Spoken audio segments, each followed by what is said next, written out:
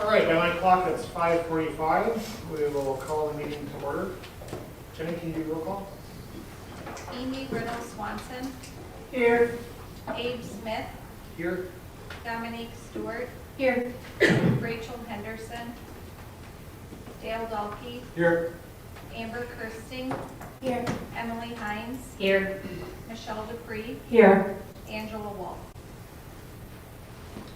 All right, we have a quorum. Let's rise for the pledge of allegiance. I pledge allegiance to the flag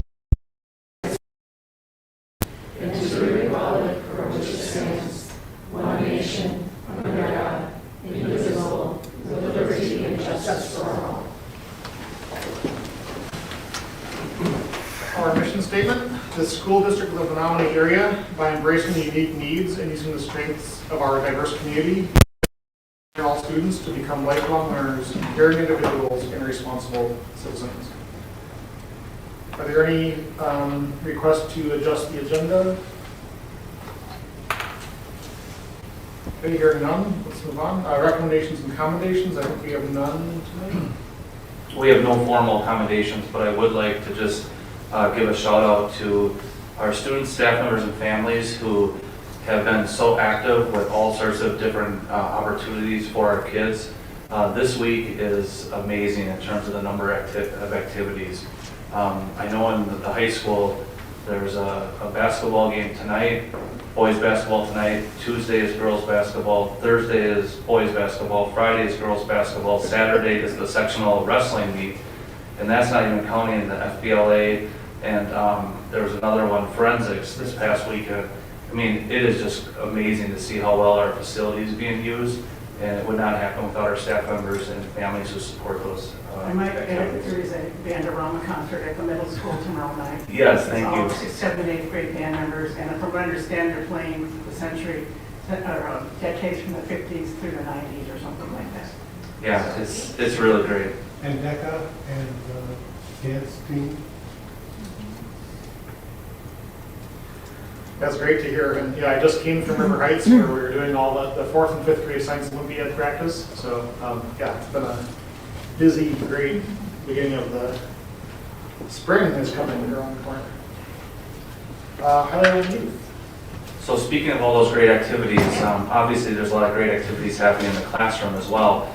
And presenting tonight's highlight on youth is Principal Keela Drought. Keela is the principal at Oaklawn Elementary. So yeah, go ahead and grab that microphone, Keela, and get it all set up, and Here we go. there you go. Thanks. So starting with the high school, I brought some notes too, so I didn't forget. 16 students made it to state for DECA, which is fantastic. They had first ever talent show, which was really great. And then I wanted to highlight the adaptive sports game. That I happened to be at that basketball game, and there was absolutely nothing like it that I've ever seen before. So that was between the girls and boys game, or at halftime of the girls game, and the students in the adaptive sports class played against the high school helping class. So it was really fantastic. Now in middle school, the 8th graders attended a musical up in the Twin Cities, and they also hosted a conference swim meet at Menominee High School. NAP had the Stout Women's basketball team come, and it coincided with their basketball unit, so that was great. They had a chance to do that. They also sponsored a food drive. Oaklawn, we had our glow dance, and if you've ever seen 300 plus students and parents in a gym with glow necklaces and the lights off, that if you can picture that, it was a ton of fun. We had a huge turnout, lots and lots of people. And, you know, we had a 2-week stretch of indoor recess, and 2 weeks except for one day. I think we were indoors for 2 weeks. And so I just took a few pics of the kids doing all the things that they don't get to do because they're normally outside. So River Heights had some snowshoeing, and they also sponsored a book fair in accordance with their parent-teacher conferences. And then Wakanda, the Ranger Night, lots of great pictures in there of all the students in their national park projects. Thanks. And Abe, I almost forgot to mention, the swimming team held the conference swim meet on Saturday at the Menominee High School pool. So there were 8 teams, I think it was. it's all one big blur, because I was on the live stream from noon until about 4 o'clock. 39 different races. It was quite the event. It's great to hear, thank you. I think we don't actually have student communications tonight, right? Community communications, there haven't been any submitted. So maybe we'll move on to the revenue expenditures report. Okay. So as usual, we'll start with the revenue report. The most significant change from last month is the January equalization aid payment, which was posted as scheduled. I also submitted a large grant claim in January, so that should be showing up probably in next month's, if not the month after that, revenue report. Then looking at the expenditures by object, there is an increase. We did see an increase in utilities, of course, largely due to the colder than normal temperatures in late December, early January. We also might see some additional impact next month as those bills continue to post. Hopefully we'll have normalized temperatures so we don't see that trend continue. And then we kind of see the same thing from last month in the function report. You'll see the same pattern reflected in the gas and electricity portion of the budget, which increased about 7%. So these are just some of the changes that we saw from last month and a bit about what's driving them. Are there any questions? One thing I would like to add with the energy prices, our school district does a really good job helping to manage the cost of energy. Obviously, we try to conserve energy as well, but a couple things that we do is we have peak rate pricing for our electricity, and then we're also on a plan that can call for gas curtailments. And I think in my 12 years here, we may have had the gas curtailment maybe 2 or 3 times. We have never had it as long as we had it this year. It's over a week. And Steve Thomas, our energy manager, along with Kevin Tomaszewski, our director of building and grounds, they had to switch everything over from natural gas to propane. And by doing that, we were able to curtail our natural gas use. But by doing that and being part of that program, our cost and our billing remains at a lower rate for the balance of the year. So great job to those guys. Not only does it help the whole system, but it helps our district. And then, yeah, the peak energy, we got lucky we did not have school that day. Otherwise, it really would have been hard to maintain those low energy levels. But those guys did a good job, and we were able to make it through. Great, thanks. Any other questions or comments on the expense reports? All right, moving on. Our next item is the monthly employment report. There is 1 hire and 2 resignations. Questions or comments?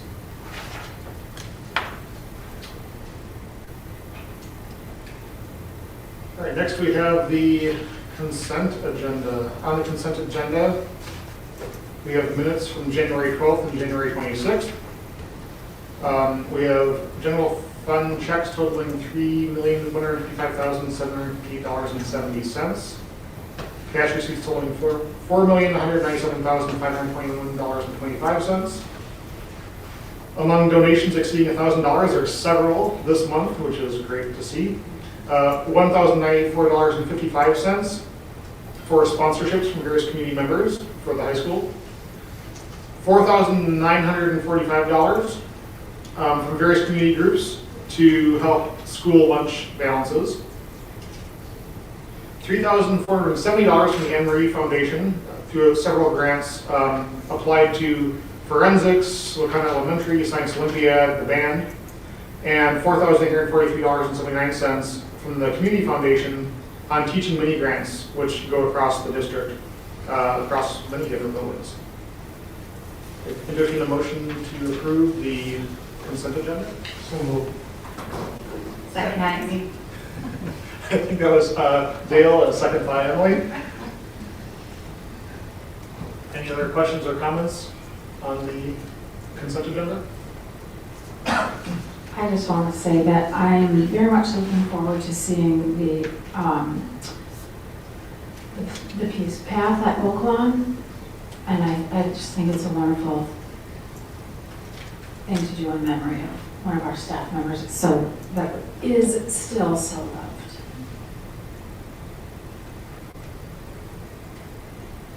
Thank you. Other questions or comments on this item? All right, let's go ahead and vote.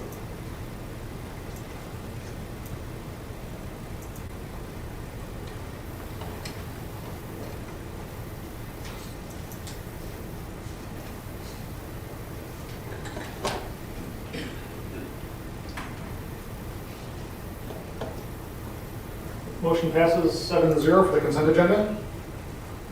Next, normally we have the personnel consent agenda, but I believe there is no resignations, retirements, or hires at this time on that agenda, so we'll move on to the discussion items. First discussion item, MHS course recommendations. Want to take it away?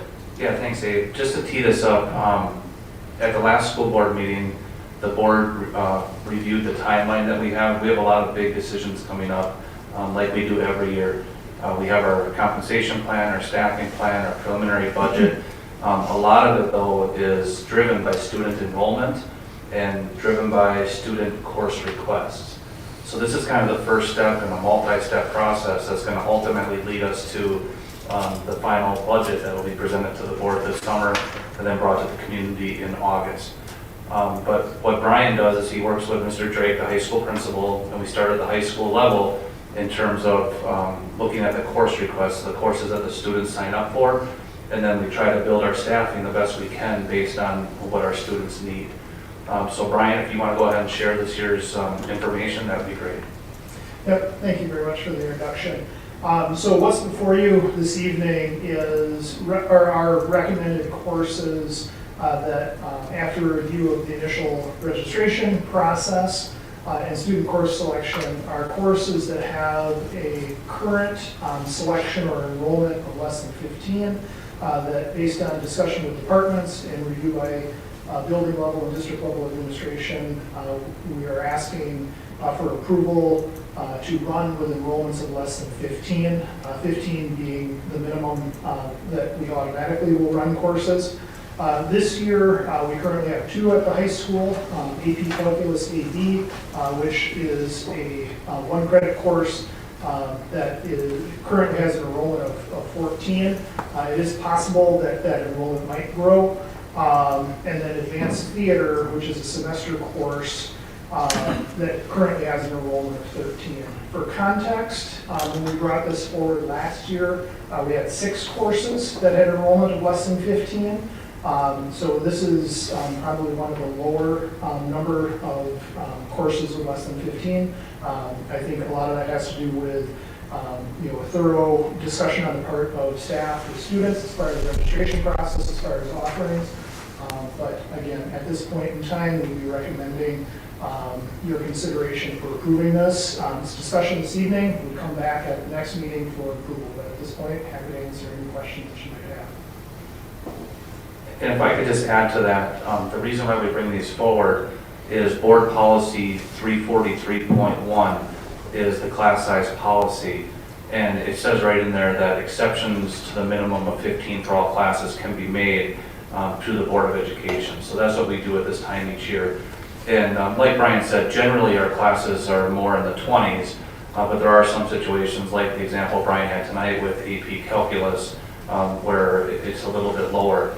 But again, those numbers could change over the next 2 weeks, and we will give you a final list for your consideration in 2 weeks. Any questions from the board? Were there, for some of those low-level courses that were suggested last year that were less than 15, were they not offered this year? Is that why there's only 2 instead of 6? So I would have to go back and look at the specific list again. I know that several of them had enrollments over 15.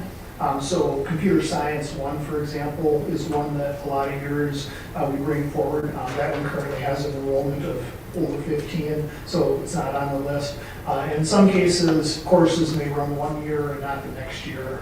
But if memory serves me correctly, and I can follow up if you'd like me to, But the majority of the courses that were on the list last year that we brought forward had enrollments above 15. Good, that's good, thank you. And Brian, these courses that you're showing tonight are only the courses under 15 that are being recommended to run. There are other courses that had well less than 15 that are not being recommended to run. And we could get the board that list too if you'd like to see which courses are not being recommended to be run next year. Well, that might be interesting. I think that would be interesting, and this isn't particularly urgent, but I think it'd also be interesting to know if there's courses which have repeatedly been at a lower number and have never been approved. Is there, if there's things that have been at 8 or 10 people and have been consistently not put on the list, then maybe there's interest which is simmering but has never kind of reached the threshold. That would be very interesting to know in terms of student trends. I'm sure you keep track of that stuff, but I'd be just kind of curious if there's bubbling interest somewhere which we haven't been able to satisfy. Yeah, and we can pull that information together and get to it. Other questions or comments on the course recommendations for the high school?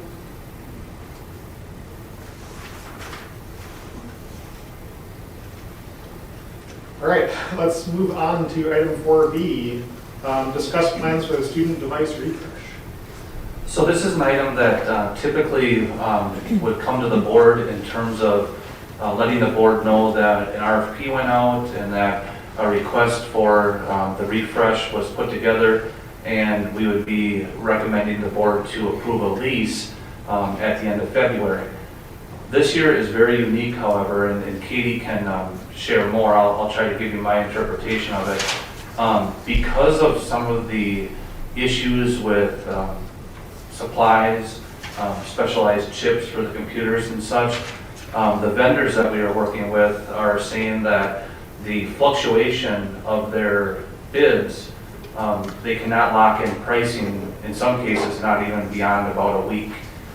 Whereas typically we would have a 30-day price, and then that would give us enough time to put a lease together, because typically that's how we have financed our 6th through 12th grade student devices.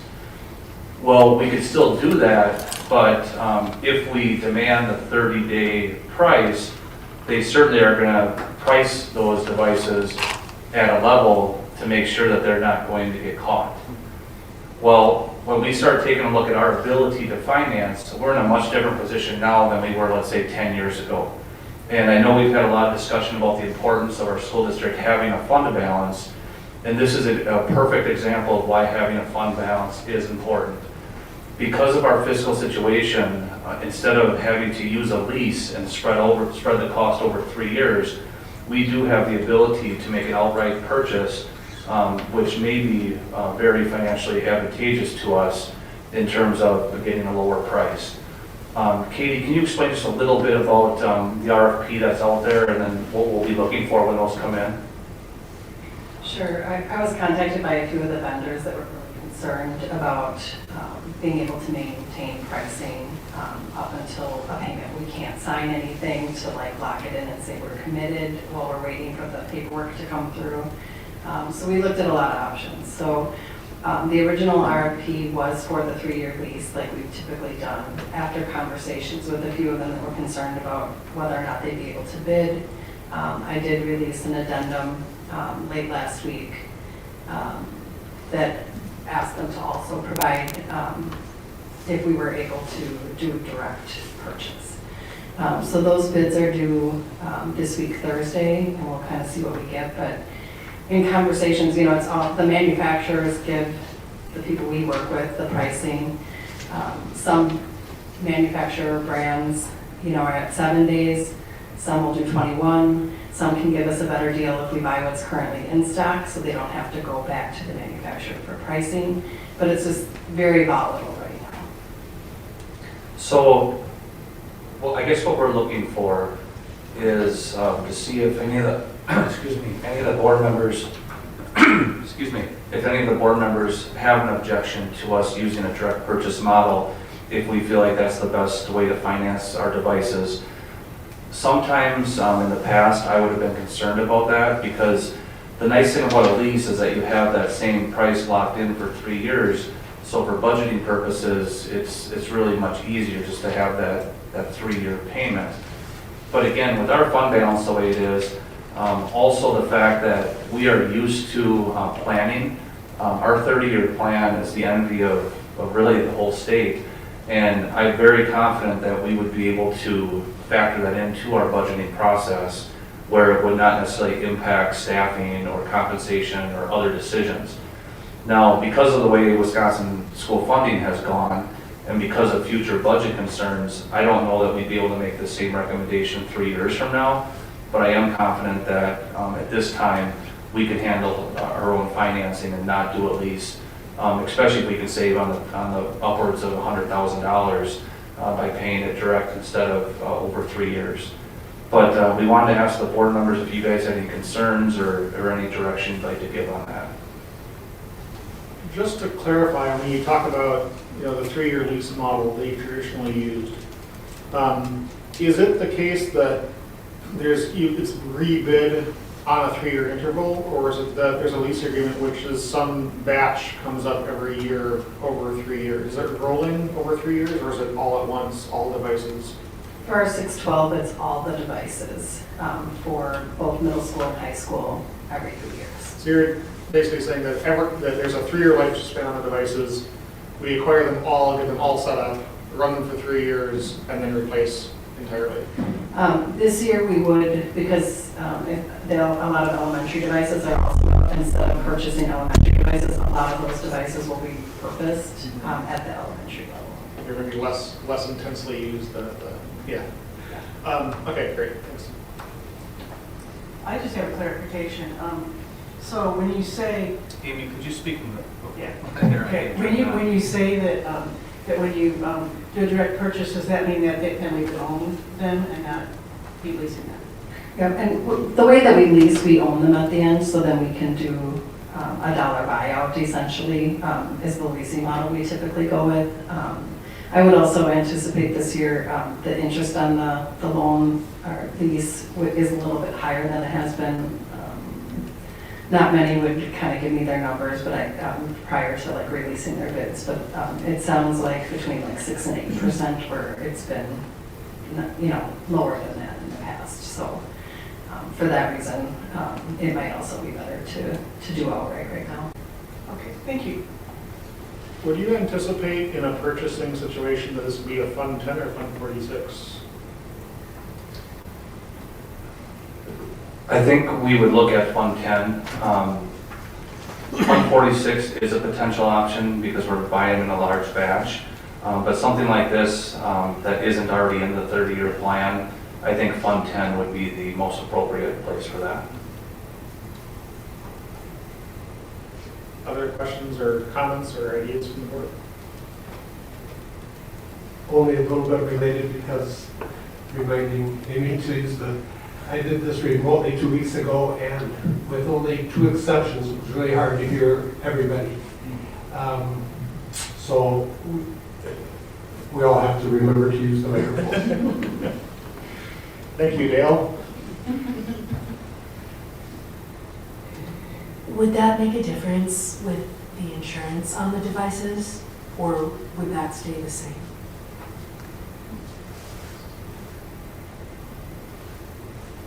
That price per unit cost for insurance would likely be the same. It would just, the only difference then would be the interest that you pay on that.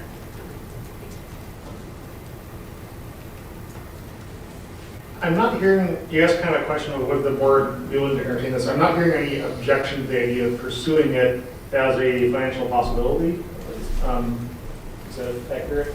So my personal view, and I'm curious if everyone else agrees or disagrees, is that if we have the cash flow to maintain a purchasing model, and it does not, and that is the most effective way to get the devices that we need on the timeline that we need them, then it's worth investigating seriously as an option. And just to make sure we're clear on the numbers, so our fund balance, Eric, hovers around 17 million, right? Correct. And the last time we did a cash flow analysis, we feel that we need at least 11 million in the fund balance to maintain proper cash flow. The ballpark over 3 years would be about $1 million, but again, it's very volatile, probably could change 10% either way. So I would say that we would be financing close to $1 million. So we do have the space. So really what we would do then is see how the bids come in Thursday, and then depending on the pricing models, if the device that we feel is best and the best price, if we can have a 30-day, we still may consider the lease. With the interest rates, like Katie mentioned, I'm thinking a direct purchase still might be the best bet. But if, depending on the prices we get, if someone has them in stock, we're ready to pull the trigger, and then we would bring it to the board for your ratification at the next meeting in 2 weeks. But I think we would pull the trigger sooner unless somebody has an objection to that. Would we consider splitting it between two vendors, or do you always stick with one? If somebody had a significant amount in stock, and we could do that and direct purchase some, or is it? The way manufacturers work with sales is usually one reseller gets far better pricing, right? It's like whoever reaches out to Lenovo first gets the best Lenovo price. Whoever reaches out to HP first gets that best price. So it would be unlikely that we would have a scenario like that, but it is possible, like if we're looking at what's in stock. Where it gets a little more complicated is when we're adding like some of the device insurance and warranty things. Those things are not always equal, and that would be maybe a difficult cost of ownership. Are there administrative and technical reasons for doing the full 3-year purchase at once? Or would it, if you move to a purchasing model, would it make sense to phase them on a year-by-year basis? Or would that just make your life too difficult in terms of maintenance? I'll answer that, Katie. We do not want to divide it in 3 years. Yeah, the management of, what do you call it, mirroring or imaging, thank you. Imaging all the devices and all that stuff.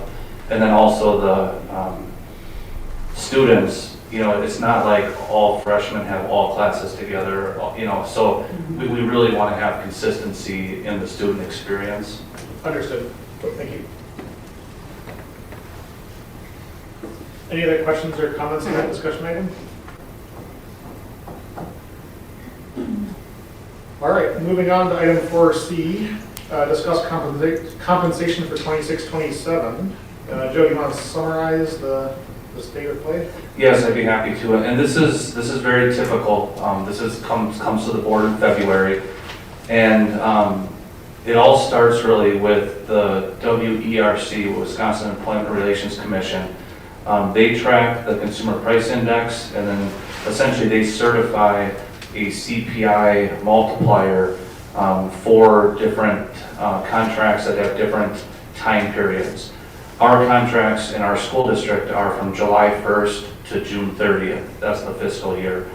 So for the fiscal year that begins July 1st, 2026, the CPI amount that would be applied to those contracts is 2.63. And that's the 12-month rolling average of the CPI for the past 12 months. So what we have typically done in Menominee, and what many schools do, is you take your compensation dollars from the previous year, you multiply it by that index, in this case it's the 2.63, and that tells you how much new dollars you would have in terms of compensation for the next year if the board approved a CPI inflationary increase. From there, because we have different groups, different employment classifications, we would then take each group, take their pot of compensation dollars, multiply it by the index, figure out how much new money is available for each classification. We would then apply those new dollars to all the steps and lane movements that were earned on the pay scales. And then if there are remaining dollars, those dollars would be applied to the entire scale. Eric and his team in the business office, also working with Sam in the HR department, they have done the calculations.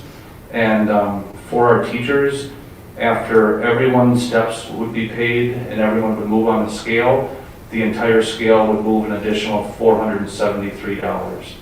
So what that means is, depending on the size of the step that teachers earned, most teachers would see an increase between $973 and $1,973 for next school year.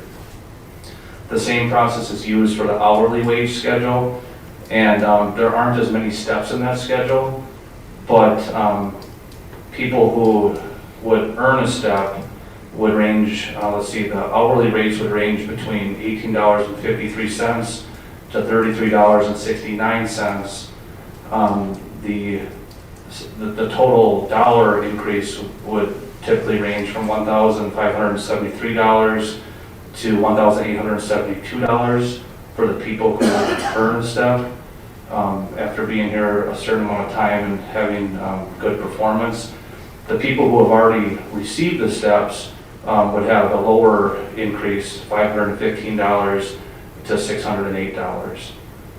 So that's kind of the summary of where things are if we base our compensation next year on the CPI. It's kind of complicated. I hope I explained that enough. So just to be clear on this, so this is a discussion item tonight, and a compensation plan would come back for a vote at the next meeting in 2 weeks? Correct. I would like to get feedback from the board and see if the board still wants to use that CPI figure as the target. Once we establish the target, then we will update all of the pay schedules and contracts reflective of the target that the board sets. And then we would bring those back in 2 weeks. So, questions, comments, suggestions from board members? Dale? Yeah, I really appreciate what Joe has just spelled out to help me understand the typical way of applying that CPI. So hopefully you understood everything that you said that would be the typical way of doing it. I would like to propose a variation of that, and some districts use that. I think, as I understand it, Eau Claire is one that uses a different application of the CPI, and I think some other ones do it as well. And I would like to propose advancing all employees at their levels and lanes as appropriate, and then apply the 2.63, which is this year's CPI, to their compensation. Now it's going to be a cost to the district over and above the plan 2.63. My goals in doing this, there are several, but just to name a couple, would be an effort to maintain the high quality staff that we presently have. And I've heard over and over again how the principals and everybody is very happy with the staff, and I'd like to maintain them and have some longevity. But also, secondly, help us to compete with Eau Claire and Hudson, which coincidentally, based on the last, as you read from Joe's comments last week from the superintendent's meeting, they are probably not going to advance very much, maybe CPI or less even. And that would be good, because that would kind of help us compete with them more favorably. Last year we tried that, and then Eau Claire went and loosened up above us, so it didn't accomplish much. I would also like to compensate our staff for their hard work, for their excessive education, and maybe most importantly, to motivate them to improve every day, every year, and to become better educators. And I think that this would be a really important step in that direction. And finally, this might be a good year to do it. It's a relatively low CPI. Some of you might remember, maybe I'm sure you remember some of the as high as 8. This is relatively low. I don't think it's the same as my cost of living increase, if you look at housing and look at the computers that we heard about, and you look at other things like insurance, I don't think that 2.63 is going to match that. So I think that this would be a really good time.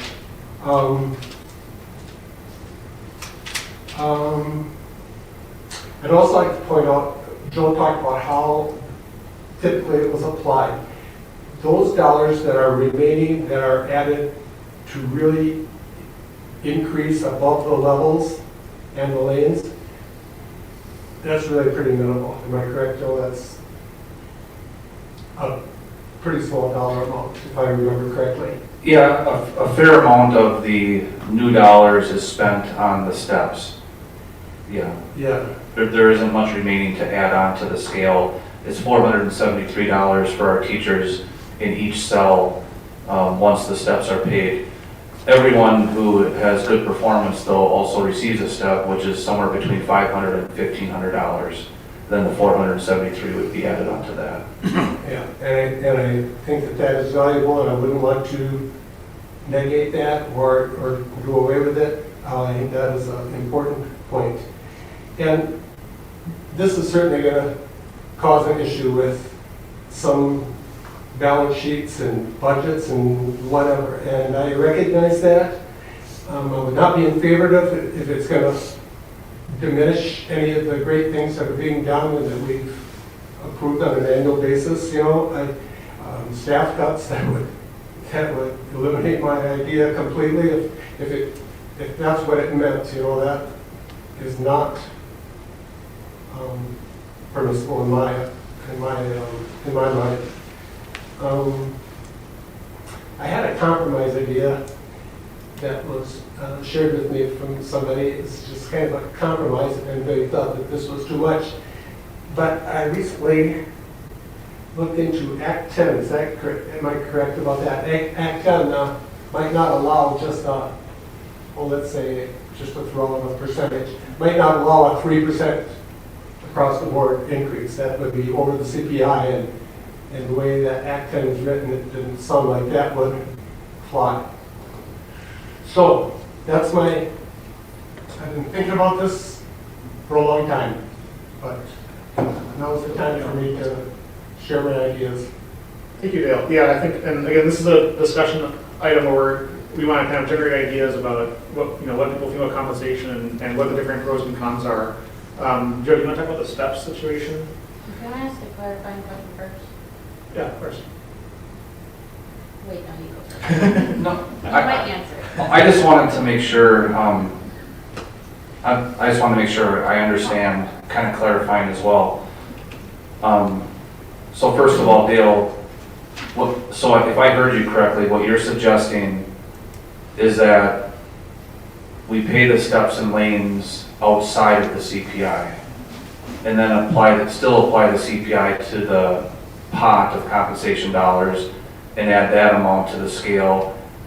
You're talking about adding that in even increments across the scale? Yes, with the exception of what you mentioned about those that. The steps and lanes? Yeah, that would be outside. Okay.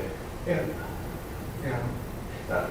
It would be similar to what we've done in the past with those who are like administration, who's on a regular salary. They would get the CPI added to their compensation. Yeah, I don't think that's a good comparison because the administrators don't have steps and lanes, but I understand what you're saying.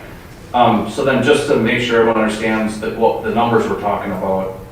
So the 2.63 would cost next year $653,563. So a little over $650,000. The step and lane movements are $353,479. So what Dale's suggesting is that the $353,479 for step and lanes, that gets paid first, And then the $653,563 gets added on to that. So essentially, it's an extra $353,000 is what we're talking about. Thank you. Thank you. That explains it better than I. And then just a couple more points of clarification. Dale mentioned Act 10, and that is a consideration that we have to think about.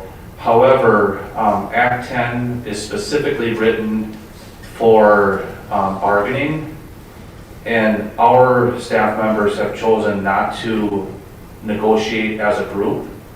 So the Act 10 limitations do not apply. So another thing that you or the board could consider is if it's the 2.63 that you're concerned with, and you wanted to go, let's say, to 3%, you could do that and go beyond CPI without having to just you're not limited to only paying the steps and lanes outside of the CPI. We did cost that out. For every 1%, it's $242,888. So for instance, if the board said we want to do 3.63 instead of 2.63 and use the same costing mechanism that we typically use, it would cost $242,888. So we've gotten very much into the weeds. I want to make a more general comment myself from my own perspective. I think, and Dale alluded to this, I feel like the 2.63 is, I think in my own life, expenses have gone up significantly more than that this year. That does not feel to me like a live number. Now, I don't have the statewide statistics other than what that WRC provides, but the 2.63, several years ago it was 8.5, it was 4.5, last year it was 2.95 or something like that. 2.63, that does not feel accurate to me as an individual living in the economy. It feels like the number is for whatever reason of how they compute it or how things work out or our area versus statewide, I don't know. That feels unrealistically low to me personally.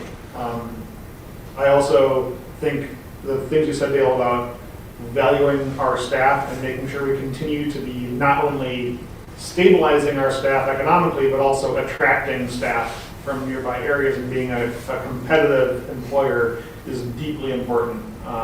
We've talked before about we have a fairly young staff right now and want to keep them here, make sure they don't end up hopping somewhere else. So I think that those ideas of how can we make sure our staff are well compensated, and I think we've tried to maintain CPI, and even in the years when CPI was high, and I think that this year, to me, this number is low, and to me it feels absurdly low in a sense. I don't know how much higher feels right. I am curious though, you mentioned the steps versus the CPI. Something like that was done, I want to say 5 years ago, right? I wasn't on the board at the time. I think I was just before we joined the board. Amy remembers. I'm curious what something like that would mean from the HR perspective in terms of what are the steps and how do they play out in terms of how people feel in terms of promotions and fair comparisons between positions and all those other issues that come from comparative compensation. I'll answer that and then Sam can add in if she has more. Yes, you're right. I think it was 5 years ago. That was one of the years the CPI was high, but it was also coming off of the peak of the pandemic when it was really, really difficult to be in our schools, be in all schools. At that time, the board decided to pay the CPI on top of the steps, which again is like an extra little over 2%. So it has been done before, and like Dale mentioned, some other school districts have used that practice before. From the HR perspective, last time the board decided to do that, the board applied the CPI percentage across all the cells in the pay scale. I really would prefer not to do it that way because it creates inequities within the cells, especially since we're talking about a group classification of everyone being a teacher or everyone being an hourly employee for their whole group. If the board wants to go beyond the CPI, and I love the idea of paying our people more. I think it's great. I'm not sure we can afford it, but I love the more we can pay, the better. It's easier for recruiting and retaining for sure. But if you do it on a percentage basis, you're creating larger gaps between the different steps. So I would much rather give the steps and lanes, still take the same number of dollars, but spread them across the scale evenly so we're not creating wider gaps in our pay system. I have another question for Dale, but in case other people have questions or comments about these ideas. I'm just spitting this all through my head. So, Joe, if I recall correctly, and I'm understanding what you're saying, the 2.63, you're saying take all of what the staff makes, and it's one amount that's averaged? Is it averaged? So that not like the highest pay, say teacher Z that's at the highest pay scale, 2.63 of that particular person's salary will not be their raise. Correct. Okay, that's what I thought. I just wanted to make sure I was right. Yeah. Because, the pay scale, really, there's a dramatic difference between the beginning and the end. And if you do it on a flat percentage, there is a huge difference between a teacher at the beginning of their career and what their raise would be compared to a teacher towards the end of their career and what their raise would be. Yeah, I think, yes, I understand that, and I don't disagree with that. I just think that there's a lot of misunderstanding about what that 2.63 or whatever percent we're giving, what that means. Like 8% that year didn't mean 8% for every single teacher at where they are. That year it did. It did that year. Okay, because the rule changed. Because the steps, Okay. because the steps and lanes were paid outside of the Okay. CPI. And is that, Dale, is that what you're proposing right now, when you say the steps and lanes being paid outside of CPI? Like the year the 8% was done? So my understanding of what Dale said, and correct me if I'm wrong, was Dale wanted to pay the steps and lanes outside of CPI, but then the CPI new dollars would be applied evenly across the scale instead of on a percentage basis. Is that correct, Dale? That is correct. And, I feel that these steps and lanes are earned, they're earned through either education that they've received or longevity. And that's why I think the 2.63 should be in addition to that to show the cost of living increase. And I think that's a reasonable argument, I really do. Because, the CPI is supposed to be an inflationary marker, but if it's used to pay the steps and lanes, which are really more of a performance-based measure, it's not necessarily inflationary based. So I definitely appreciate the argument, for sure. And like I said, I love the idea of paying our people. But I do think the board needs to be cautious. And like I shared with you, and like Dale shared, in talking to our neighboring schools, there are several schools that are looking at freezes, hiring freezes, in some cases even reducing staff. I think some schools are going to be providing only steps and lanes, no inflationary index. We're in a really good situation in Menominee because we've already dealt with the health insurance crisis that everyone in this area is facing. So to Abe's point about, does it feel, does this inflationary index feel like it's a lived experience?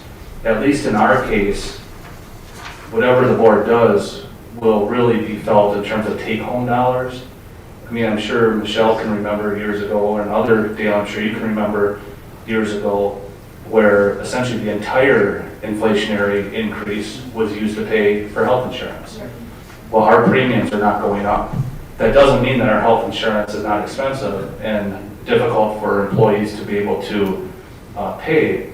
I'm very pleased with the wellness incentive that the board approved last meeting.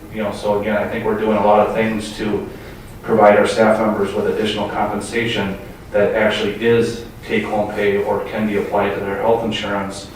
But just a couple more things, and I don't want to monopolize this, but I just want to make sure everyone understands these very important parts. So I do think we are looking at a deficit for next school year without this. So I think anything that we add on is going to add to the deficit. And I know the board has committed to maintaining staff and maintaining programming, even if it means continuing to spend down the fund balance for a little bit. But these are recurring expenses. Okay, so when we talk about increasing salaries, it's not only going to increase this year, but it's going to increase then, that increase will be there next year. And then if you give out any raises next year, it compounds. So we're talking about recurring compounding expenses. And when we start looking at deficits and we think about what's going to happen with state funding, that space that we have in our fund balance right now will go very quickly. So again, I'm not opposed to the idea. I love paying our people, but these kinds of decisions will make other decisions in the future much more complicated. Joe, can you please repeat for me, you said for every 1%, what was the? And I did put it in your background, and it's kind of hidden on the very bottom, Michelle, but I'll still repeat it. For every 1%, we're estimating it's going to cost $242,888. And that's 1%, well, that's essentially 1% in the current model, right? And this is a straight percent, not accounting for steps separately. And it would be the same other case, other way as well. It's 1% on the total compensation from this year equals those dollars, whether they're applied to steps, lanes, or inflation, or percentage, or flat dollar amount. Okay, I have some questions. Mostly I'm just trying to sort this out in my head. And I think because I thought I understood, and then I was very clear that I did not understand. And then I think I understand a little bit. So the original recommendation is that we move each teacher up a step, which is normal, I think, right? Okay. And then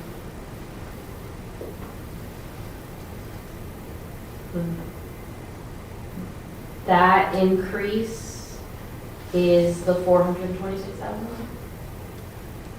No, that's 308,000. That's how much it costs to move everybody up.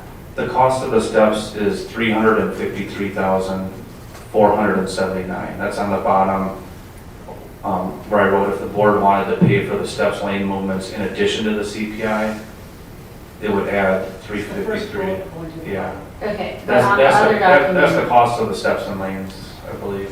without CPI, I guess I'm looking in the Google Doc. Oh, I'm sorry, Dominique. Thank you for pointing that out. That Google Doc from back in January was, I think that is just for teachers. Okay. So the recommendation is to move everybody up in steps and then spread out the CPI increase across where they are on the steps at that point.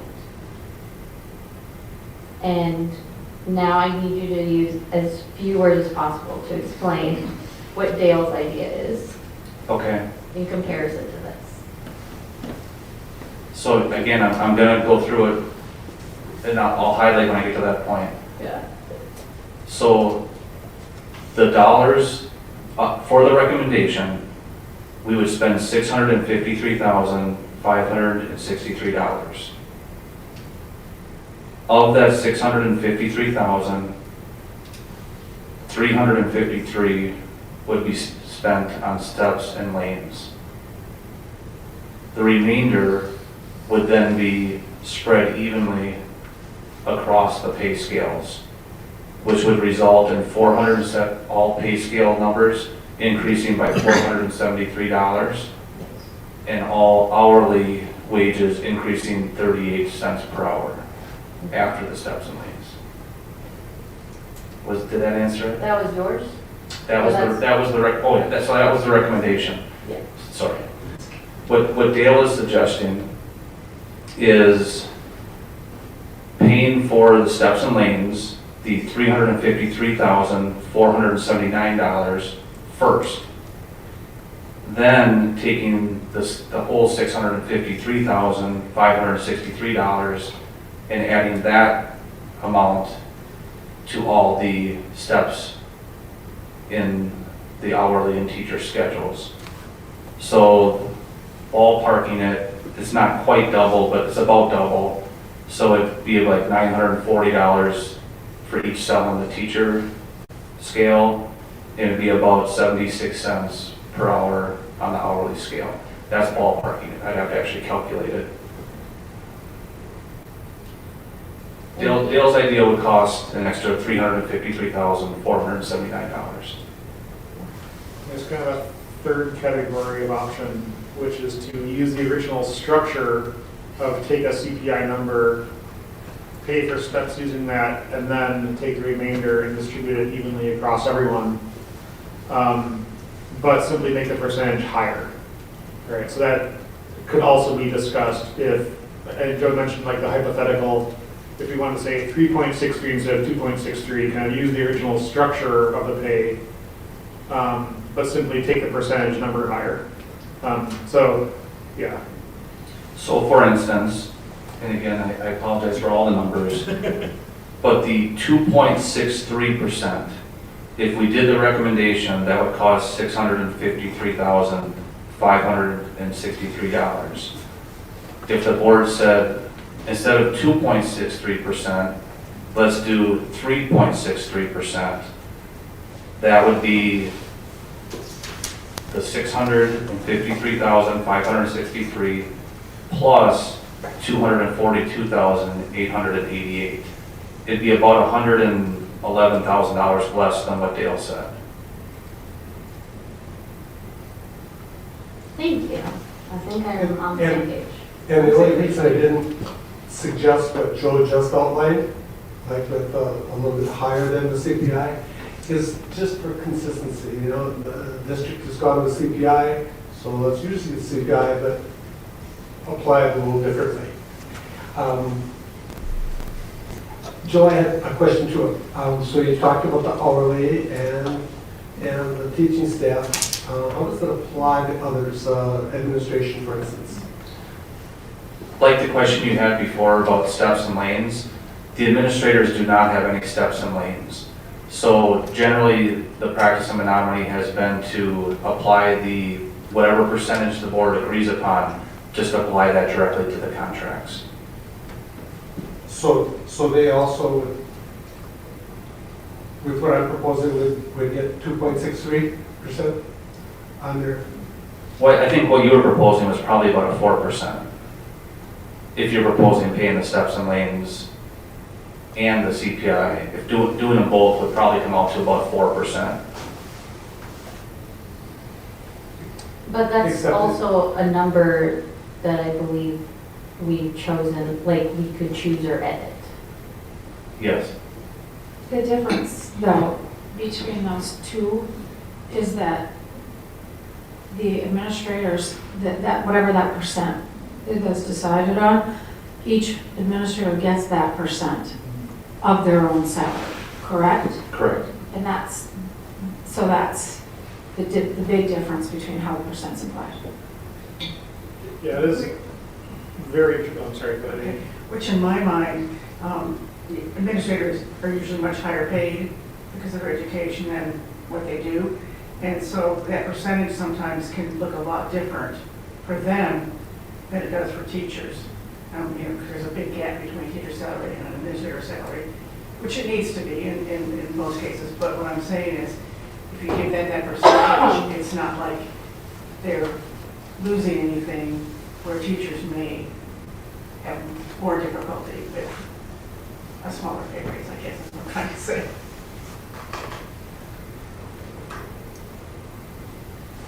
One thing I wanted to mention, and I'm extremely conscious of the budget impact of these choices. I'm also very conscious of the fact that this is a Fund 10 question, and at the end of the year, excess in Fund 10 ends up in Fund 46, if there is any. And I remember very distinctly last summer being surprised at how much of a surplus was able to move into Fund 46, which was very important to do, and it was the right choice. But a lot of the discussion at the time was, wow, I wish we had known we would have had this buffer and could have invested that back into classrooms. And I think it's exactly the sort of point where we are actually able to make that choice. And we don't know how close to the red or the black we're going to be exactly when we get to July. But I do, and I am very conscious also of Fund 46 rapidly evaporating along with our fund balance. But I do think this is one of those points where we can actively choose to invest in the staff in the classrooms in a way that has, direct impact on our staffing and the well-being of our teachers. And so whatever model we come up with, I think, this is a decision I wish I had put more thought into a year ago in a similar situation, so that we would have had maybe a slightly smaller investment in Fund 46 at the end of the year, but would have had another year of teachers being paid a more competitive salary. So I just want to kind of make that comparison about the end of year balance. And I think that's a really good thing to bring up, and now's the perfect time to talk about it. I will say that you're right, last year's budget ended up much better than the projection. Like we explained, a lot of that had to do with what we did with health insurance. And that's really the biggest reason why we were able to carry that forward, and actually we just, the incentive the board approved last meeting was, I think it was $800,000. Does that sound right? I think it was around $800,000 that is going back to staff and wellness incentives this year. So that was something that we did along those similar lines. I will say that, looking at our budget projections over the long term, and again, we're talking like $40 million budget, so it doesn't take much to, 1% can have a real big impact. And Eric's done a really good job getting our budget closer and closer from projected to actual. With Downsville school closing, that really pushed our deficit situation out another year. I would have projected that we would have had a deficit last year, but again, with the insurance fixes that we did, that really fixed last year. Because of the incentives we just did, I'm not anticipating that we're going to have that same windfall from insurance this year. Downsville closing, however, did reduce some expenses, and I think that really should put us in a situation where we probably will balance the budget this year. Now, I'm not confident enough to tell you that we're going to have $3 million or even $1 million to spend, but I do think we will finish close to even or maybe slightly in the black. But when we talk about next year, if I was a betting person, which I am sometimes, the Super Bowl, I would bet that we will be in the red in next year. Yeah, because, and also the state budget was a whole other piece to that. So we know what the state budget is right now. We know next year's funding is going to go up $325 a student, but that's about it. So, and the other piece is enrollment. As enrollment continues to decline, our revenue is directly tied to enrollment. Now, we do have a 3-year average, so it softens the blow a little bit. But in our director's meeting today, we were looking at it, and how many students were we talking about today? 78 K-5. So we're looking at, between 75 and 80 students right now that we're projecting to be lower next year. Well, how much per student, Eric? About 11,000, 11,500. Okay. So, we're almost looking at $1 million of revenue short next year compared to this year. So, Another item too to consider is the reimbursement, the special ed reimbursement, which has come in way lower than promised by the state as well. I was just going to say that. Thank you, Eric. So again, it feels counterintuitive because all of us here, the whole administrative team, our lives would be a lot easier if we paid top dollar. And we do want to have the best staff possible. Recruiting and retaining is so important. But like I said, these decisions, especially when we're looking at future deficits, can make other decisions much more difficult a year or two down the line. I have some more questions. Deal's question about admin contracts prompted this question. So my assumption is this, based on whatever recommendations we have, this comes back next meeting for us to vote on? Yes, that would be the plan. And when it comes back, will that include admin contracts? Yes. Because I feel like that piece of it kind of is missing a little bit from here. And so it might be prudent to kind of, to separate those out and have that come back later, if possible, unless we have like a specific plan that we come up with today for that. Because I think we have identified that the way that we're considering impacting one scale is not, it's kind of apples and oranges. It functions differently. So that's one of my first thoughts. But you answered my question that this is coming back. Now, not to switch lanes here, but I did have another question in part of the compensation recommendations in bullet 2. I have just had a little confusion about the wellness incentive. So this is sort of like repeating the one-time deal we did this year, right? No, I should have clarified in the background. The attachment you're looking at, Dominique, is really just a summary of the discussions that we had with the Teacher Compensation Committee. Those are not the recommendations that we're necessarily recommending to the board tonight. So the item you're talking about. I shouldn't even be looking at that. Yeah. Great. It's really just background, but the item you're talking about, that's already done. It's not on there as a continuation. That's what the board approved at the last meeting. Oh, okay, thank you. For the one we just did? Yes. Okay. Yeah, and I Not apologize. happening next year? No, Got it. no, and like I said, I should have clarified that more, that this was just informational. Great. That clears up a lot of things. But I think that, but I also think it's really important with that. I'm really glad you brought that up though, because there's two other things, and that is partly why we wanted to share. In addition to the salary scale recommendations, you will notice in the teacher summary, we did also work with the committee. We also talked to the QIC group last week about creating a new incentive for unused paid leave beyond the maximum accrual. And that is something that we will be bringing forward when we bring forward handbook recommendations for the employee handbook. And that would start beginning on July 1st, so starting next school year, where people would be paid out for their paid leave that they do not use. So that would be another compensation item. We value it about $30,000.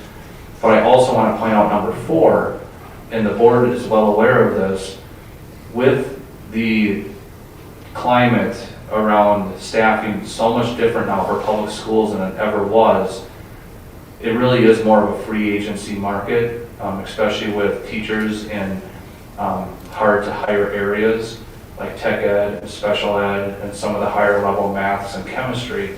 Those are just a few examples. Special education would be another one.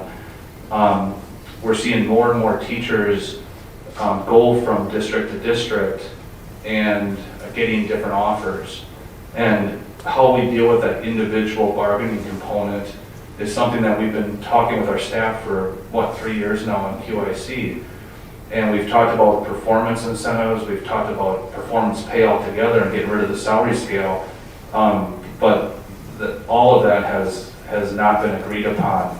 In fact, if anything, it's solidified the importance of having a salary scale. And everyone, including the administrative team, has said along the way that keeping the integrity of our pay scale is the #1 priority. We still do have to deal with these individual situations, and we are dealing with them. But Sam and the HR department and the administrative team, we're still working on some sort of flow chart or some sort of process. But we don't expect to have some sort of performance incentive. We don't think that's going to be coming forward. When those kind of individual negotiations happen with new hires in high demand areas, is that typically a discussion of like which step level is most appropriate in terms of, well, maybe this experience counts as contribution to a step, or is there something happening outside of that step system? I'll ask Sam to speak to that because I think it really comes down to either placement on the scale or hiring bonuses or incentives, Right, Sam? Yeah, so we'll, in an effort to try to kind of keep things fair and equal as much as possible, we look at experience, we look at what they're currently making, because a lot of times that's also a factor in their decision to come to us, is whether or not we can meet them with what they're currently making. Oftentimes, in the last couple of, I shouldn't say oftentimes, but with these hard to fill positions, what I have done is they get a signing bonus, for instance. And so that's a one-time payment that happens with their first paycheck. And then there's a contract that they sign that will have them stay with us, or if they leave, then they have to pay back incrementally that signing bonus. And that has, I think, has been successful for us in being able to recruit, some of those hard to fill positions. But I do think that's something else the board needs to consider as you think about the overall scale adjustments, is right now we do not have a budget for specific retention bonuses. And that is something we have talked about, does it make sense to budget, maybe $50,000 or something like that, so that Sam and the HR department has the ability to make those adjustments when needed, because right now the adjustments are quite limited, and almost all the adjustments that have been made have either been because someone has gotten an offer to go somewhere else, and we've tried to match that offer to keep them, or they have taken on additional duties where they may have a change in their title, a change in their responsibility. But I do think that's going to continue to be a challenge and something that eventually we're going to have to address with some sort of budget.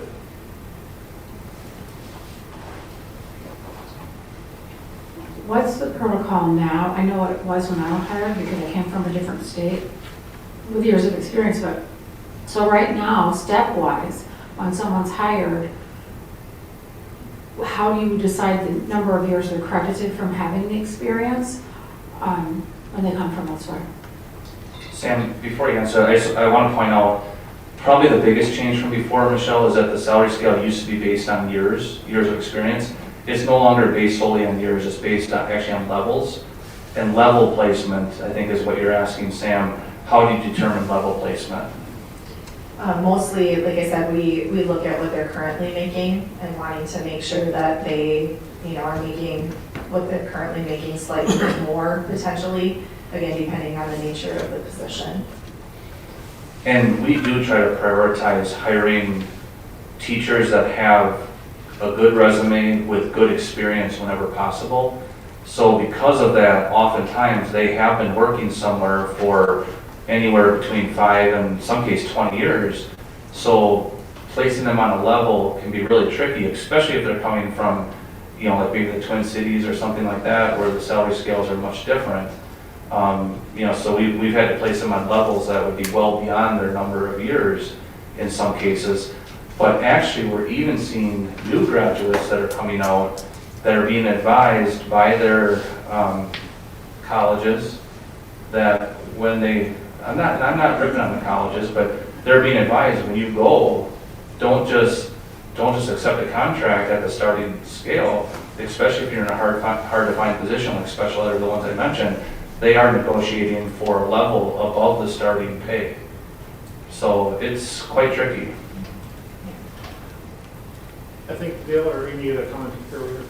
So when you and Sam outlined the need to compensate under certain special conditions, I think that should be budgeted, and I wouldn't want my idea to affect that in any way, because I think that's really an important thing that is done right now to meet that high quality staff. And again, I'll emphasize what I already said, and that is I wouldn't want this increase to have any negative effects on anything, including staffing. And that would maybe be an easy way to level it all out, but that would not settle well with me. Well, to counter your argument with your own argument, Dale, I think you made a very important moral point at the beginning about steps is something earned for work experience and performance. And that I think I have definitely heard from people over the years, every year this comes up, like, someone will say, like, I was working toward my next step and it just got, like washed through CPI. And then people often don't feel they're really getting that kind of pay promotion based on performance. It just kind of gets washed out. And I think there is something, even if the dollar amount isn't that different necessarily, there is something I think about the sense of reward for good performance and experience that is a valuable thing to note. And of course, every decision that everyone makes, especially a body like this one, has both pros and cons, and so there will be downsides to every decision, of course. So next time we have a meeting, we will need an agenda item on the action agenda to discuss and vote on some sort of payment plan. And I'm wondering how to assemble that based on the things that have been discussed tonight in a way that's productive. I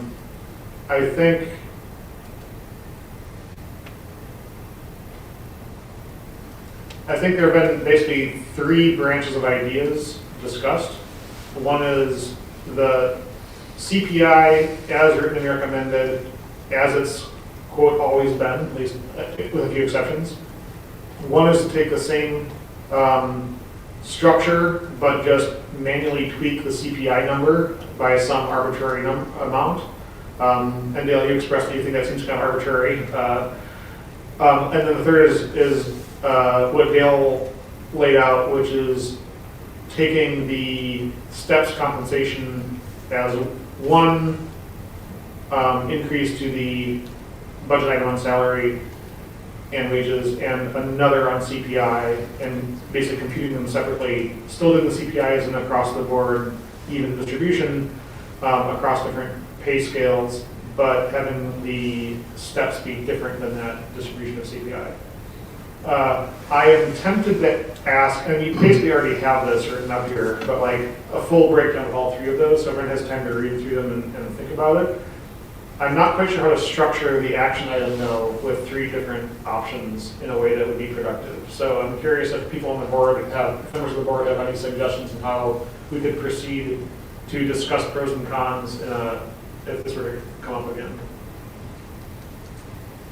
I don't necessarily have a solution to that, but I would like to say that I really like the idea of the option that is not Dale's and that was recommended, but the other one where it's, I think it's $111,000 more, where they raise the CPI, like 4% or whatever.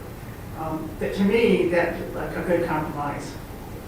Just to clarify the numbers there, let me pull it back up.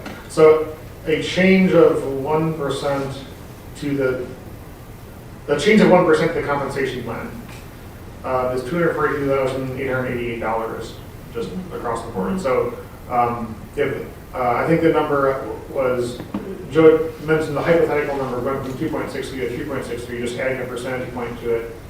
And there's other, once we decide to change that number arbitrarily, there's not really, other than practicality, there's not really a bound on that. But yeah, that was each 1% change to that compensation plan is $242,888. But the difference, I think Joe said, the difference between that and the one that he came up with first is $111,000, which it would have been $600,000 something otherwise. So what I'm saying is, to me, that's a good compromise. I think one of the questions is the change that Dale's recommending about changing the steps versus CPI. I imagine when you express it, Dale, you're thinking of that as like a permanent structural change, right? As a way to say like, or is that just this year and every year's different? I would say just this year, based on the fact that this is a low CPI year, and just to clarify, Amy just said, it would be the difference between, mine would be, like Joe said, 353,000 plus additional, and if we have 1%, like you suggested, it would be 242, so it would be a difference of $112,000 difference between just getting a 1% additional CPI. I have a thought about maybe narrowing things down. Where I'm at is I'm very open to Dale's idea and also open to more of a compromise. So for me, the initial one is more off the table. So I think maybe that is a place to start, is like, are there 3 options, or are we all leaning towards 2? Or are we all leaning towards 3? I wonder if we could structure it by talking about, excuse me, if we want to pay for the step and lane movements outside of CPI first, and deciding a yes or no on that. And then have the discussion about what the actual percentage should be. So separate the structural question from the numerical question. And having them in that order would change the second one, right? Or could, potentially. So hypothetically, if we were to structure it as, what is the structure of the compensation distribution of steps versus the CPI increase, and have that independent of the numerical question, it could end up being, hypothetically, I don't expect this would happen, that the percentage, the CPI increase would actually be lower than the state CPI, which some districts maybe are doing this. Could you say that again? Oh, I'm sorry, yeah. So what Emmer had recommended was if we ask the question first about should steps be paid before or after a percentage increase, and that's a structural question, and then have the question, what should the number be? But they would all be over the CPI. They would still all be over the CPI. I would expect so, yeah. Or would you suggest paying the steps and lanes and then maybe no number? No, I'm not recommending anything of that form. I was just saying that could be a potential outcome of a We're deep in the theoretical weeds. It's a theoretical weeds, yes. I apologize for that comment. If it simplifies things, I mean, it's more work, but we could do it. We could provide the 3 options. I mean, if you think the board has it narrowed down to 3 options, which would be what's recommended, that would be option 1. Option 2 would be what Dale originally talked about, paying for the steps outside of CPI. That'd be a second option. And then the one that Amy mentioned, kind of the compromise one, we could develop those 3 options and the board could debate those and vote on them next meeting if you'd like, unless you don't think you're at 3 options, and maybe that's what you were alluding to. Yeah, I'm trying to figure out how do the options branch? Because to me, saying add a percent, and it ends up being $111,000 cheaper, even though 1% is an arbitrary number, why not 1.2%, why not 0.9%, right? So I think one question that I think is worth asking ourselves is if we choose a number we are willing to spend on compensation increase, how should that number be distributed? So if it's the same total, which I won't try to recompute, it's the same total amount either way, steps before or steps after, but we know what the number target is, then which of those would, board members prefer? That's along the lines of what Amber was saying, is ask the structural question, how should the payment plan be distributed, separate from how much money are we willing to spend on it? I think that, in my mind, speaking totally from my own brain, that kind of complicates it. I think I would like to, even though it's extra work for your staff, I guess I'd like to see the 3 ideas that have been suggested, just outline like you suggested. The only thing I would say, and the way that I heard this, Amber, and correct me if I'm wrong, I'm just trying to interpret things here, is that if the board tonight, like I think Abe, you classified it as like a moral, Or a structural question, yeah. or like when you said something about Dale having a moral, whatever. I mean, if the board feels that that the CPI should be on top of the steps and lanes or separate from the steps and lanes, then the question's already answered. And then there's no sense doing the compromise one, because that's not paying the steps and lanes outside the CPI, right? Correct. Well, wouldn't it just be dipping into the CPI pot to cover a portion of the steps in the compromise? It would be, but So it's,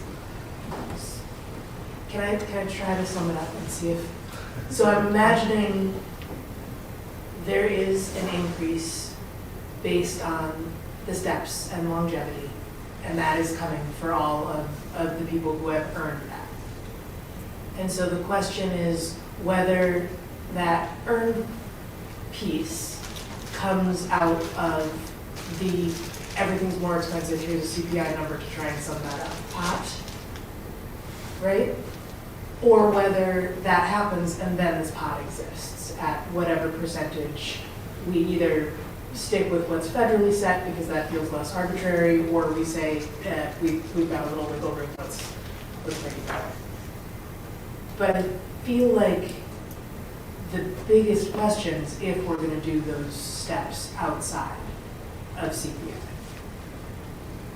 So that's the one that, like, when we get the option to vote, it's not like we're picking the one out of 3 that looks best. It's going to be a yes or a no.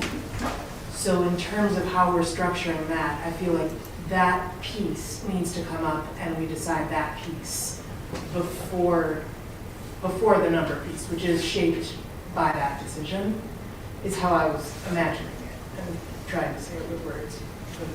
So are you saying like it might be more helpful to see what it looks like if everybody has their steps and then we had a CPI of 2% and then a CPI of 2.63 and a CPI of 3% versus something else? Like instead of having like the 3 things we've talked about, if we've all decided we really should do the steps and then a CPI, dive into what the different CPI percentages look like on top of the stuff? I think the board would have a difficult time saying that the steps and lanes are earned,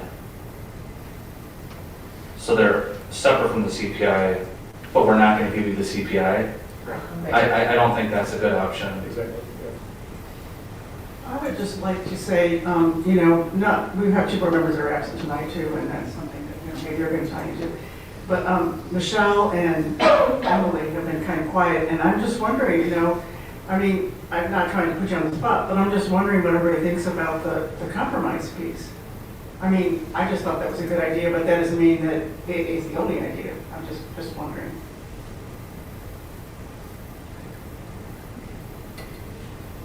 Right now, where my brain is just thinking about actually seeing real numbers.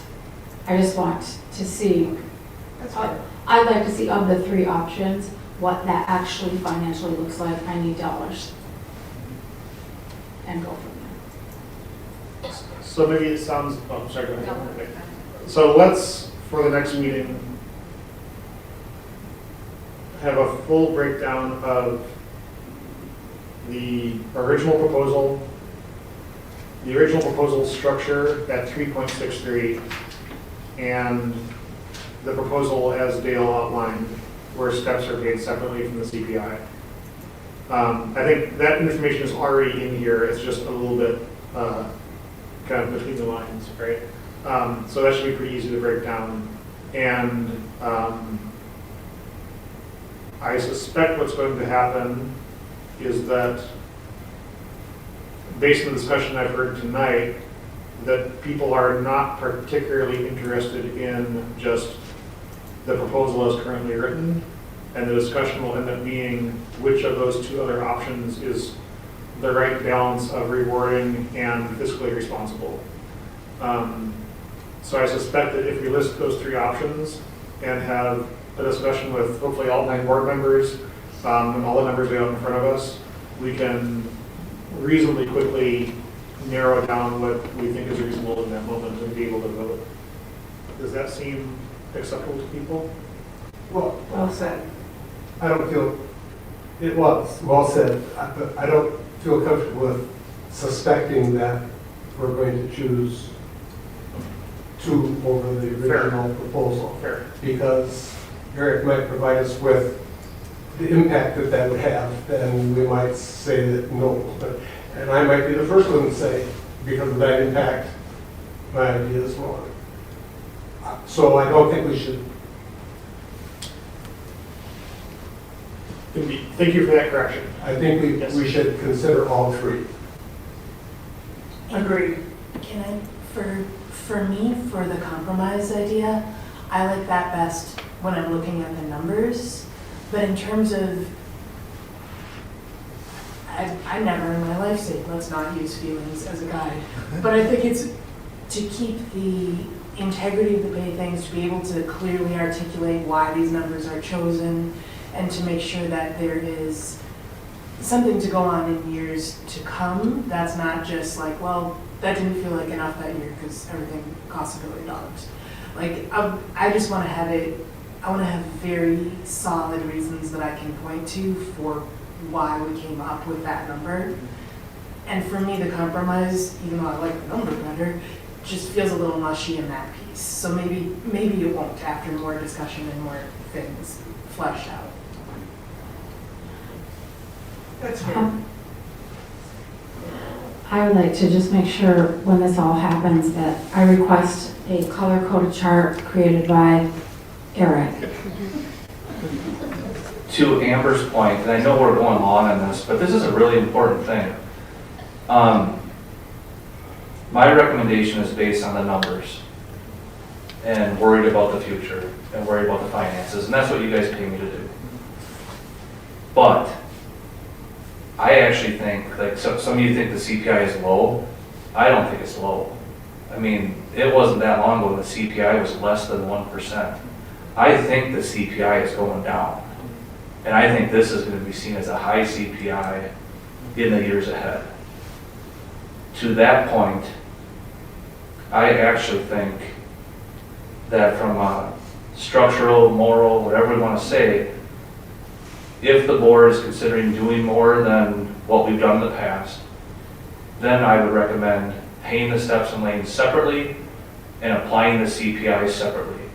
Because that is a structure, if the CPI goes down to 0 or negative, that structure could still keep its integrity of maintaining the earned increases, and then whatever's happened with the economy is applied, good or bad. So from that standpoint, if we're looking at trying to create a process, standard operating procedure, whatever you want to call it, I think the best thing to do is Dale's original proposal, pay the steps and lanes, those are performance-based, they're earned, And then whatever the CPI is this year, and hopefully we would do the same thing in future years, that's what we would apply separate from the steps and lanes. That is the cleanest, most predictable way to budget and to plan for, and for our staff frankly, to plan for what their future compensation will be. So I'll change my recommendation. Even though it's going to cost us money, and I am worried about the impact, but I'm also worried about the impact of not being able to recruit and retain staff. I really like you saying that, Joe, that I appreciate that very much, because I think every one of us wants to see our staff well compensated for all the reasons that we've talked about this evening. I don't know if there's, we had talked about the administrative contracts, and if we're not gonna pull those out, which is fine, I'll do whatever everybody else wants. I would like to see in the background for it, like we sort of have information about the impacts of the teacher salary and also the hourly. I would like to see that included if we're also gonna vote on it in the same thing. Absolutely, Dominique. We'll have each and every contract done, so you'll be able to see each and every salary. I would caution the board, and I get it. When you apply percentages to a larger amount, the increases are larger. But as important it is to recruit and retain terrific teachers and hourly employees, the board also has to realize there is a ton of competition for good administrators.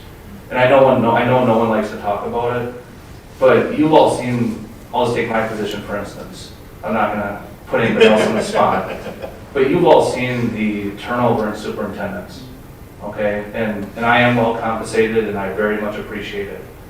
But CPI also affects all of us, whether you have a high salary or a low salary. So I would caution the board to do things different with your administrative team.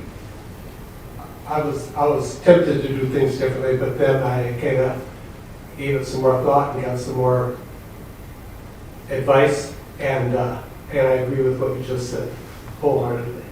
And I can give you several examples of other districts' attempt to hire good administrators.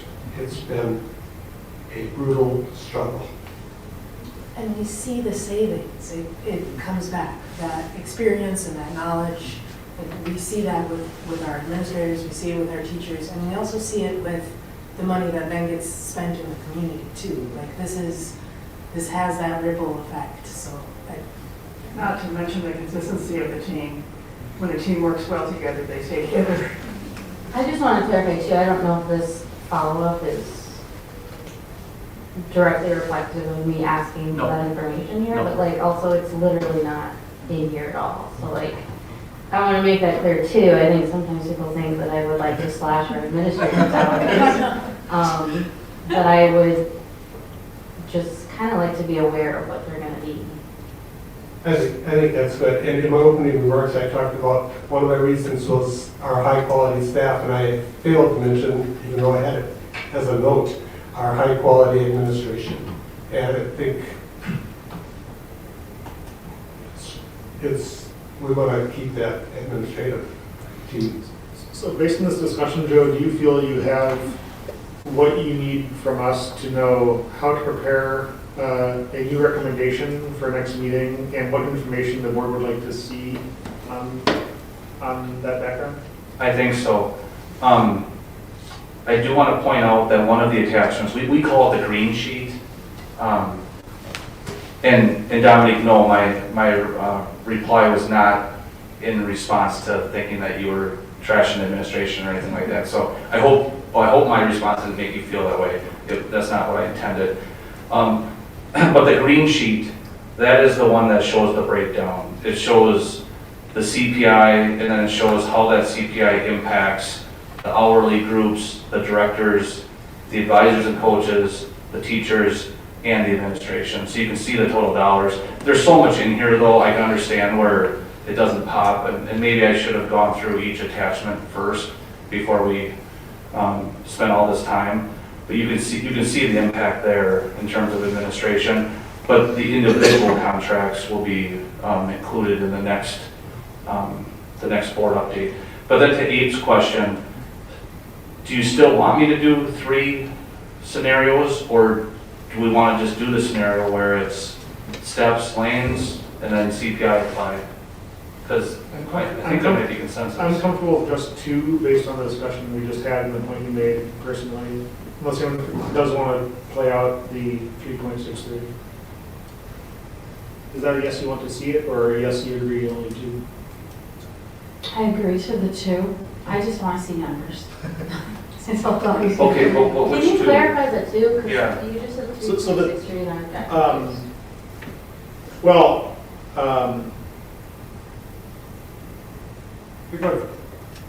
when I said 2, I was thinking the proposal which is written here, this straight 2.63 with steps included in the 2.63 versus Dale's recommendation, which separates them. So it's the kind of current standing recommendation versus what Dale had suggested we discussed. So that's 1. Well, If I'm not mistaken, we have the numbers of what both of those options are. we do, yes. So then, And we're not voting what tonight. are we asking for? We're not voting tonight, but I think that we've asked many questions about what does this number mean, what does this number mean. So having that broken down side by side, I think would be very helpful. So we can, feel comfortable with Dale's question about what's the impact on other programs or needs. But to Dominique's point, based off the board direction, we then will create the teacher salary scale, we will create the hourly pay scale, and then we'll have like 20 contracts that we have to create. So if we do 2 scenarios, we have to do all that twice, which we will do, but if we know that we're going to pay the steps and lanes outside of the CPI, then there's no need to do both. We could just do that one and bring that forward. Yeah, that makes sense to me. But that's only if there's consensus that the board feels it important to pay the steps and lanes outside of the CPI. Because we will do both if that's what you want. If there's not consensus on it right now. The reason I'm saying 2, I think there is consensus, but I don't want this to be an implicit vote. I think we do need to have a vote on. I think it is important to compare them so that we understand exactly what the budget impact is. So I appreciate that it is more work for you and Sam and Eric. I think a lot of that work has actually already basically been implicitly written here, other than the individual contract piece. But I think that for us to make that decision responsibly, we do have to see it broken down exactly per pay scale and per the total budget impact, so that if we're going to make that structural choice, we understand what the financial impact is. Okay, no problem at all. Any final remarks? It's a very important, it's maybe one of the most important topics we cover the entire year, so I'm glad we had spent the time to talk it through. Are there other questions or comments? Or One quick final remark. Of course. I just want to say that, the whole reason I brought up the thing about advocates and educator and the other steps percent is just because the teacher one is applied differently. The 2.6 whatever is not a straight percent on each person's contract. That's what I was trying to say. I think you're all very valuable too. Okay, let's move on, if there's no objections, to item 4D, revisions to the Title I Policy 342.2. Well, the nice thing is this one is super short. It really is just a legal update. Famous last words. No, well, it's basically mandated. So, Brian, do you want to just point out what the change is? Yeah, so the state requires that we go through and take a look at our compliance with the Elementary and Secondary Education Act. Really what is being proposed is we have an existing policy that represents No Child Left Behind, and to be current with current requirements, that is no longer what the program is. It's the Elementary and Secondary Education Act, and we need to update the policy. And as such, we took a look at model policy from the School Board Association, and to simplify things, we are recommending that at the next meeting, the board vote to retire the old policy and adopt a new policy. questions and comments from the board on the policy wording changes?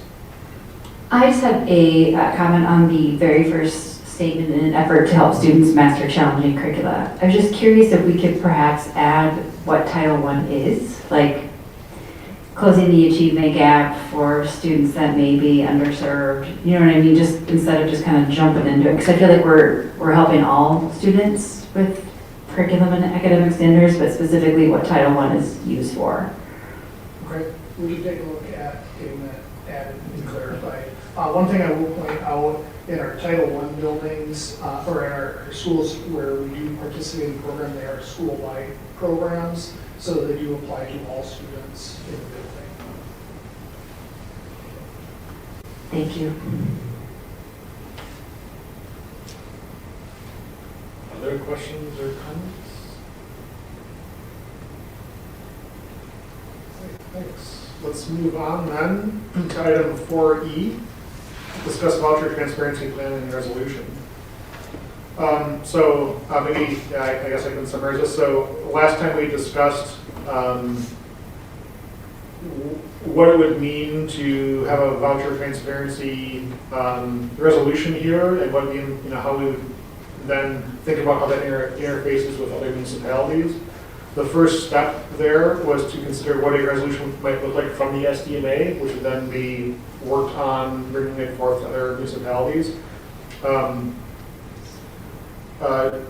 Joe and his team had looked at several examples from Eau Claire, Green Bay, Superior, and Washburn, and built an example, a draft example sample resolution based on the one from Washburn. So I'm curious if board members have thoughts on what that resolution looks like, if there's things about it that seem that they fit our needs in Menominee versus not. Questions, thoughts? We're not voting on this tonight, of course, it's a discussion item, but if we could potentially vote on this as a agenda item at the next meeting, if we wanted to move it forward. So. I was just curious the highlights. School, school, school. Yeah, we were trying to make some decisions.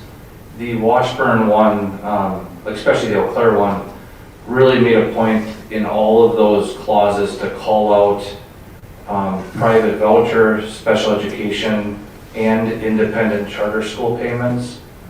And if we wanted to tailor it to Menominee, I don't know that we would need to include independent charter school payments in all of those clauses up above. But I just thought, in case the board wanted to include those, I wanted to point those out. I don't think it's necessary.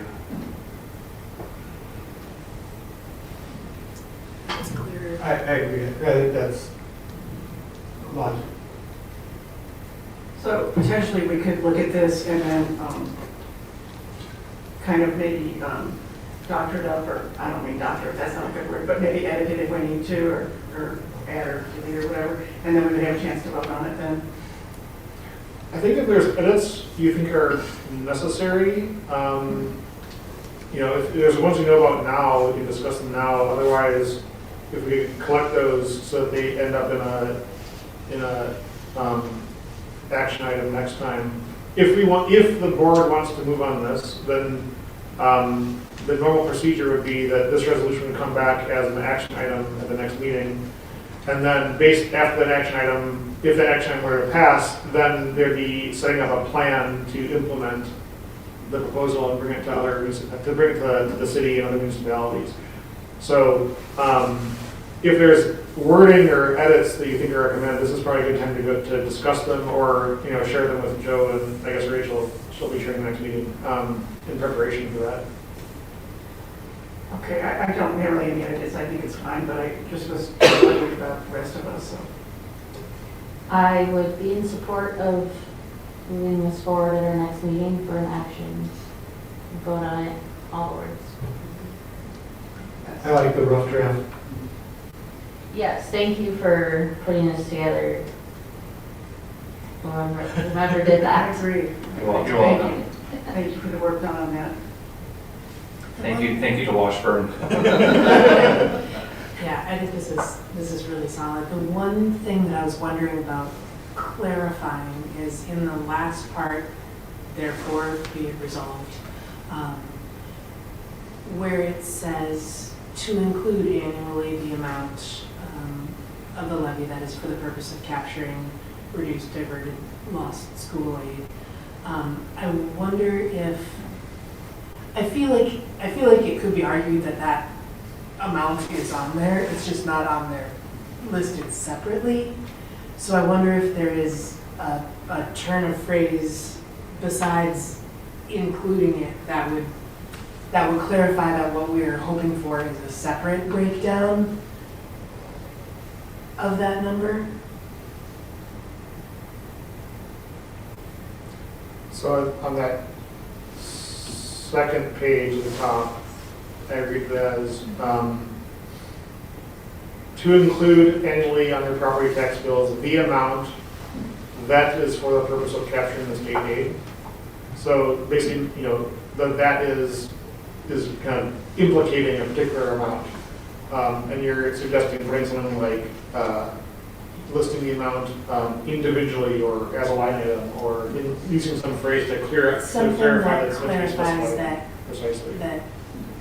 that number, which is now in total, would be broken out on there. I mean, and maybe they did that with the example, but if that is the meat of all of the whereas bits, So you could insert an adverb like explicitly and individually or something along those lines. yeah, I think there's just room for just a little, it might just be one word. That would just clarify that a little. I think that makes a lot of sense. Please send me that word. I'll think about it. But if you have one in mind, that'd be great. I probably do, but I think we used up all the words tonight. I'll send it tomorrow. So I'm sorry, go ahead, Bill. Thank you, Amber. I just wanted to point out that the reason that the Washburn served as such a good model is because they had such a tremendous school board. Proud dad moment. That's a joke. So I gather based on the nods earlier that people are happy with this draft with maybe some minor word changes and are interested in having it be an action item at the next meeting. Yes. Okay. With that, shall we move on to next meeting dates, board committees, and reports? February 23rd, special school board meeting in this room at 5:45. March 3rd, public school funding forum at the library in Eau Claire, Athletics Library in Eau Claire at 6 p.m. March 9th, school board meeting here, 5:45 p.m. March 16th to 20th is spring break, no school. Looking forward to it. And March 23rd, special school board meeting, 5:45 p.m. Abe, I just want to point out that in regards to that March 3rd public school funding presentation in Eau Claire, Rachel Henderson, the school board president here, is going to be one of the panelists. It's going to be Chad Trowbridge, the business manager from Chippewa Falls, Mike Johnson, the superintendent from Eau Claire, Chris Hambach-Boyle, which you all know from the Wisconsin Public Education Network, and then Rachel Henderson. So, and that's not just for school board members, that's for anybody in the community, school staff members, parents, community members, and there definitely was a clear point to make sure everyone in the community felt invited. So again, that's March 3rd, 6 p.m. at the Public Library in Eau Claire. Wonderful. It looks like there's a poster with a link and QR code attached with more information, so if people want to share that out with their friends and colleagues. I'm just curious to know if there's there will be a live stream of that. Is that yes? All right. Yes. Our live streamer of the community in the back. So we'll just, yeah. Thank you. Thank you. I am Doug County. There is going to be a live stream. That's what Steve said. All right, with that, entertain a motion to adjourn. I guess we will. So moved. We stand adjourned. Thank you, everyone. Thank you.